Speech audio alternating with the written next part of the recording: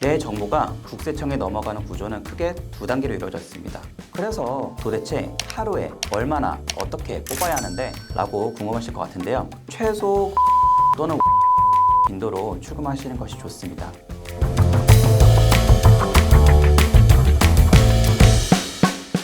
안녕하세요, 홍석구 세무사입니다. 자녀에게 돈을 주거나 현금 거래를 하실 때 잘못하면 세무조사를 맞을 수 있다는 말 한 번쯤 들어보셨을 텐데요. 현금을 입금하거나 출금할 때 또는 가족끼리 계좌 이체할 때 얼마큼 해야 될까? 세무조사를 받진 않을까? 많은 걱정과 궁금증이 있으시죠? 세무조사는 개인으로 시작해서 잘못하면 가족 전체, 심지어는 운영하는 사업장까지 확대될 수 있기 때문에 가급적이면 피하는 것이 좋습니다. 그래서 오늘의 주제는 바로 어떻게 현금을 인출해야 국세청의 세무조사를 피할 수 있는지 그 방법을 알려드리고자 합니다. 먼저 국세청에 내 거래 정보가 넘어가는 구조와 원리를 자세히 설명드리고 통장에서 현금을 안전하게 뽑는 방법, 치트키 3가지를 알려드릴게요. 우선 국세청에 내 거래 정보가 어떻게 넘어가는지 그 구조와 원리를 정확히 알아야 불필요한 내 정보가 국세청에 흘러들어가는 걸 예방할 수 있을 텐데요. 내 정보가 국세청에 넘어가는 구조는 크게 두 단계로 이루어져 있습니다. 첫 번째로 은행 등 금융기관에서 금융정보분석원에 고액 현금거래 보고제도, 의심거래 보고 이렇게 하는 첫 번째 단계가 있고요. 두 번째로는 금융정보분석원이 은행 등으로부터 받은 이런 자료를 쓸만하게 자료를 분석하고 가공해서 국세청에 넘기는 두 단계의 구조로 이루어져 있습니다. 자, 그러면 1단계에서 도대체 어떤 기준으로 은행은 내 정보를 금융정보분석원에 넘기는 걸까요? 먼저 특정 금융거래 정보의 보고 및 이용 등에 관한 법률, 일명 특금법 제4조의 제1항을 보면 하루 현금 1,000만 원 이상의 거래에 대해서는 은행 등 금융기관이 금융정보분석원에 30일 이내에 보고하도록 하고 있습니다. 즉 하루 1,000만 원 이상의 현금 거래에 대해서는 은행 등 금융기관이 금융정보분석원에 의무적으로 보고한다는 말인데요. 이때 은행 직원이 어떤 판단이 개입되는 게 아니고 전산에 따라서 자동으로 보고가 됩니다. 이게 바로 고액 현금거래 보고제도 CTR입니다. 여기서 1,000만 원은 하루 동안 발생한 거래 금액을 의미하는데요. 무조건 1,000만 원이 아니고 실질 명의자 한 명의 이름으로 한 개의 은행에서 하루 동안 발생한 현금의 입금별, 출금별 합계액이 1,000만 원이 넘는 경우가 해당됩니다. 즉 은행별로 각각 따지는 것이고요. 입금과 출금별로 각각 1,000만 원을 따집니다. 이해를 위해서 한번 예시를 들어볼까요? 같은 날 신한은행에서 900만 원 그리고 우리은행에서 900만 원을 출금했다면 보고가 될까요? 안 될까요? 네, 은행별로 보고하기 때문에 금융정보분석원에 보고가 되지 않습니다.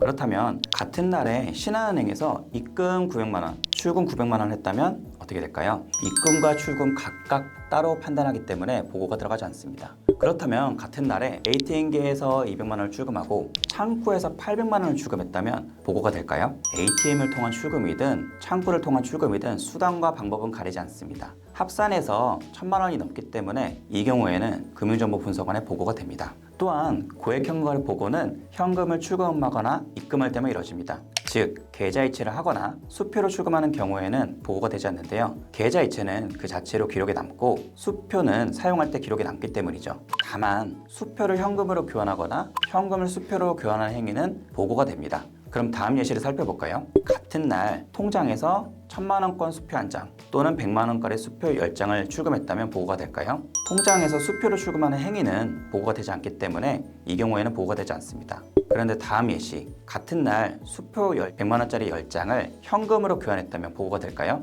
네, 이 경우에는 수표를 현금으로 교환한 것이기 때문에 보고가 들어가게 됩니다. 자, 그런데 지금까지 내용을 들어보면 분명 허점이 있어 보이죠? 1,000만 원 이상이면 전산으로 자동 보고된다고 했는데 그렇다면 금액을 쪼개서 분할해서 인출하면 되지 않나? 하는 생각이 들거든요. 하지만 법이 그렇게 허술하지 않습니다. 금액이 기준 미만이라고 할지라도 FIU에 보고될 수 있거든요. 은행 등 금융기관 직원이 의심거래로 판단된다면 금액에 제한 없이 FIU에 보고될 수 있습니다. 이것을 혐의거래 보고제도, 말 그대로 혐의가 있다고 보여질 때에는 보고할 수 있는 제도인데요. 법령에서는 의심거래 보고제도라고 하고 있습니다. 자동으로 보고되는 것을 회피할 목적으로 금액을 분할거래하고 있다 의심되는 경우에 금융기관 직원이 금융정보분석원에 의무적으로 보고하도록 하고 있는 것인데요. 예를 들어 하루 출금을 999만 원까지 하면 괜찮지 않나? 999만 원으로 해서 매일 쪼개서 출금하면 되지 라고 생각하실 수 있겠지만 그 내역도 계속적, 반복적이어서 은행 직원이 의심거래로 판단한 경우에는 금융정보분석원에 보고를 하도록 되어 있습니다.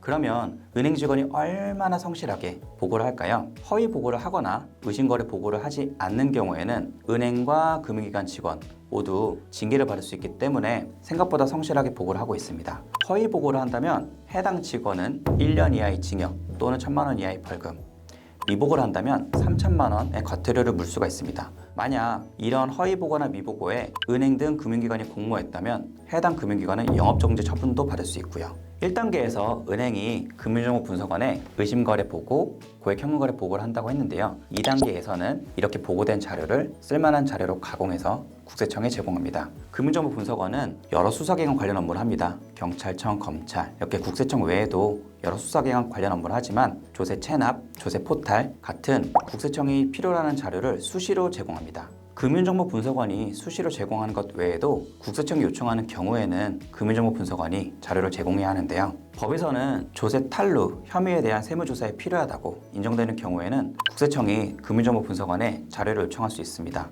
이때 조세 탈루의 혐의, 의심을 받는다고 하면 구체적으로 매출액이나 소득, 재산, 규모 등에 비춰서 현금 거래 빈도가 높거나 내지는 현금의 액수가 과다할 경우인데요. 그래서 현금을 입출금하실 때는 이러한 부분들을 좀 주의하시는 게 좋습니다. 그리고 생각보다 국세청이 세무조사 업무에 FIU 정보를 광범위하게 활용하고 있다는 사실을 아시면 놀라실 것 같은데요. 작년 10월에 국세청이 더불어민주당 정태호 의원에게 제출한 FIU 정보 세무조사 체납 업무 활용 실적 자료에 따르면 2018년부터 2022년 5개년간 세무조사 업무에 활용한 건수가 무려 67,246건, 부가세액은 무려 10조 9,691억 원에 달합니다. 이처럼 국세청은 조세 탈루 혐의의 확인, 체납자의 은닉재산 추적까지 FIU 정보를 광범위하게 세무조사에 활용하고 있기 때문에 평상시에 의심스러울 만한 현금 출금, 입금은 되도록 가급적이면 피하시는 것이 좋습니다.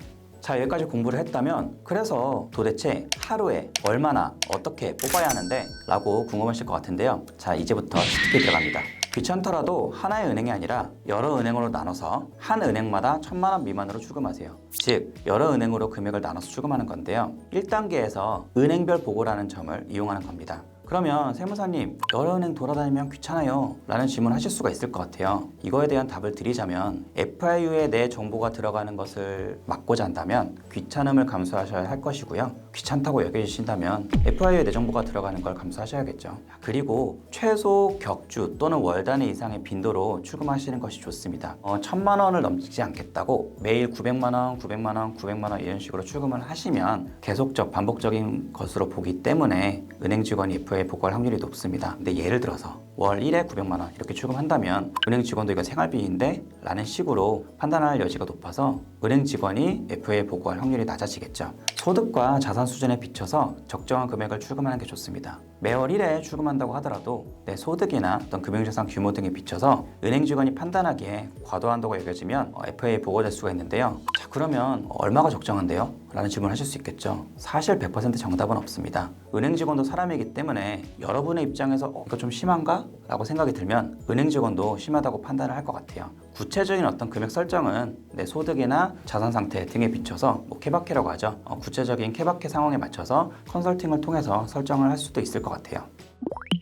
네, 오늘 준비한 영상은 여기까지고요. 오늘 이야기가 유익하고 재밌으셨다면 구독과 좋아요 부탁드리고요. 다음에 더 알찬 영상으로 찾아뵐게요. 감사합니다.